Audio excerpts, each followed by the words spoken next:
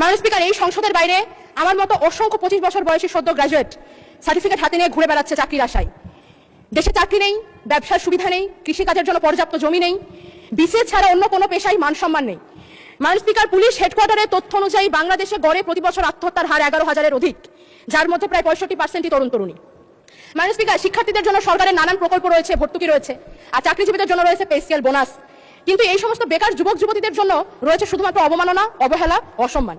এমনকি যে বাজেটকে বলা হচ্ছে স্বপ্ন দেখার বাজেট, যেই বাজেটের দর্শন নাকি সবার আগে বাংলাদেশ, এই বাজেটেও এই অবহেলিত গোষ্ঠীর জন্য নেই কোনো সুস্পষ্ট রূপরেখা। মাননীয় স্পিকার, এই সংসদ আমি কার প্রতিনিধিত্ব করি? এই সংসদ আমি সেই সমস্ত তরুণদের প্রতিনিধিত্ব করি যারা স্বপ্নবাজ, যারা বুকে দেশপ্রেম, হাতে সার্টিফিকেটের গোছা আর কাঁধে পরিবারের বোঝা নিয়ে দেশ নিয়ে চিন্তা করে যায়, দেশের মাটিতেই থাকতে চায়, দেশেই কিছু করতে চায়। মাননীয় স্পিকার, এই দেশ তাদেরকে কোনো সামাজিক অর্থনৈতিক নিরাপত্তা দিতে পারে না, তাদের নাগরিক হিসেবে আত্মসম্মান রক্ষায় কোনো ব্যবস্থা নেই, কোনো প্রস্তাবনা নেই। মাননীয় স্পিকার, আজ জাতীয় সংসদে বাংলাদেশের প্রধানমন্ত্রী উপস্থিত নেই। আমি শিক্ষিত বেকার তরুণদের প্রতিনিধি হিসেবে আপনার মাধ্যমে মাননীয় প্রধানমন্ত্রীকে অনুরোধ জানাতে চাই, আলোচনার সমালোচনার বাইরেও সত্যি সত্যি কাজে লাগবে এরকম কিছু নিয়ে আসুন। এই বিপুল কর্মক্ষমতাকে কাজে লাগানোর জন্য আমি কিছু প্রস্তাবনা রাখতে চাই।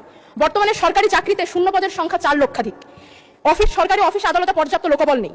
এই ক্ষেত্রে স্থায়ী জনবল নিয়োগের আগ পর্যন্ত চুক্তিভিত্তিক অসচ্ছল মেধাবী শিক্ষার্থীদেরকে অগ্রাধিকার ভিত্তিতে পার্ট টাইম কাজের সুবিধা করে দেওয়া যেতে পারে। এটি যেমন তাদের অভিজ্ঞতাকে সমৃদ্ধ করবে, তেমন তাদের সামাজিক অর্থনৈতিক নিরাপত্তা দেবে, আবার সরকারও লোকবল সংকট থেকে মুক্তি পাবে। মাননীয় স্পিকার, দক্ষ মানব সম্পদ গঠনের উদ্দেশ্যে বাংলাদেশের সরকার বিভিন্ন সময় বিভিন্ন কারিগরি প্রশিক্ষণ দিয়ে থাকে, কিন্তু বর্তমান যুগটাই টেকনোলজির যুগ। এই বিশ্বায়নের যুগে পুরো পৃথিবী মার্কেট প্লেস।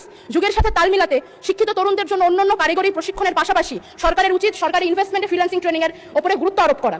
এতে তরুণরা স্বনির্ভর হবে, তাদের হাত ধরে বাংলাদেশে বৈদেশিক মুদ্রা আসবে এবং বেকারত্বের পরিমাণ কমে আসবে।